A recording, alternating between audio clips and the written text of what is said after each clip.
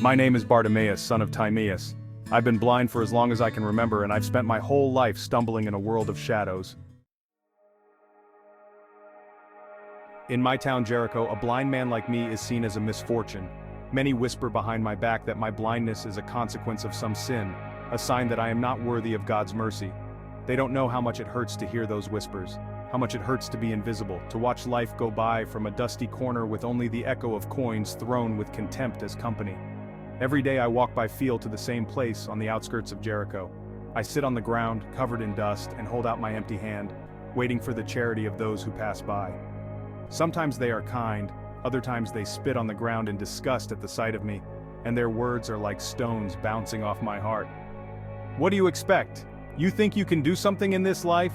Sometimes I wonder if they are right, if this is my destiny, to live in darkness, begging and enduring the scorn of those who pass by and can see.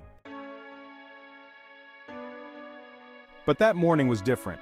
I heard a commotion in the distance. People were murmuring that Jesus of Nazareth was about to arrive.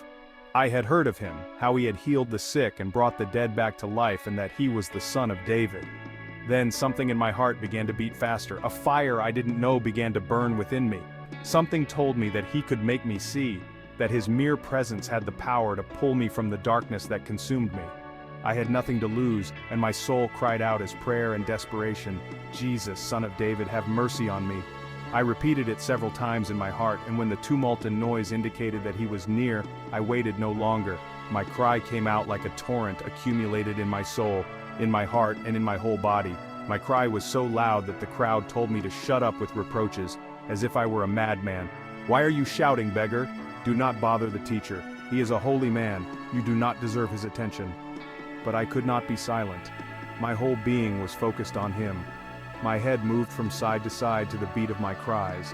I would not let fear or shame stop me from reaching the salvation I felt so close. I shouted even louder, drowning out any voice of reproach.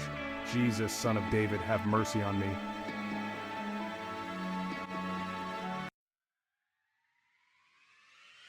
Then something incredible happened. I felt a silence fall over the crowd as if time stood still. Someone touched my shoulder and said, "Get up! He is calling you." I couldn't believe it. Groping, I threw my cloak aside, stood up, and was led to him. My heart was beating so loudly that I was afraid everyone could hear it. My legs were shaking, but when I felt his presence, all fear vanished. Jesus looked at me. Although I could not see his face, I felt his gaze pierce every corner of my soul. In a soft and deep voice, he asked me, "What do you want me to do for you?" Without thinking twice, I answered him, "Rabboni," which means teacher. "Let me recover my sight, I beg you." There were no rituals or long prayers, just his relaxed words.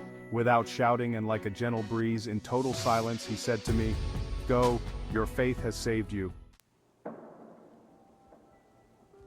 And in an instant, my eyes opened. At first, I was blinded by the light, a light I had never known. I blinked, and there he was, with a serene face and compassionate eyes. It was the first thing I saw, and I knew it would be the most wonderful thing I would ever see. Without another word, he became that friend I never had. Jesus, the Son of God, had restored my sight, freed from darkness. I had felt the touch of his divinity in me, and that light filled me with a peace that surpassed all understanding. That peace and the love I felt were greater than the emotion of having regained my sight. At that moment, nothing else mattered. I didn't know what to say, I didn't know how to thank him. I only knew that my life had changed forever.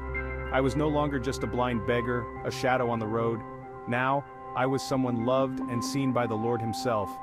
The voices of mockery and contempt were extinguished in my heart, and the desire to follow him was so strong that I did not hesitate. I would not go back to my old life. My place was by his side. And in my life, there is nothing more important than looking to him. That day I learned something very important, that Jesus sought to pass before me, and I did not let him pass. I cried out to him and cried out for his mercy. He stopped and listened to me. Sometimes, in the darkness of the night, I wonder what would have happened if I had not called him. Maybe he would have passed me by without me having caught his attention, and there I would be where I always was, begging, covered in dust and lamenting my misfortune, without faith, for having let the Son of David and Lord of Lords pass by. I am Bartimaeus, blind all my life until I met Jesus. This was the Bell Tower of the Vendi. Give us a like, subscribe and share. Bye, beloved warriors in the Lord.